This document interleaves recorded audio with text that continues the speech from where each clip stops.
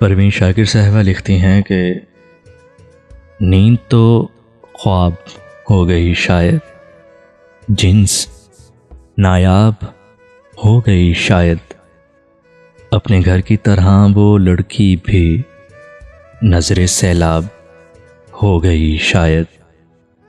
तुझको सोचूं तो रोशनी देखूं, याद महताब हो गई शायद। एक मुद्दत से आंख रोई नहीं, एक मुद्दत से आंख रोई नहीं, झील पायाब हो गई शायद। हिजर के पानियों में इश्क की नाव, हिजर के पानियों में इश्क की नाव कहीं गुरकाब हो गई शायद। चंद लोगों की दस्तरस में है, चंद लोगों की दस्तरस में है, ज़ीस्त कम ख्वाब हो गई शायद। नींद तो ख्वाब हो गई शायद।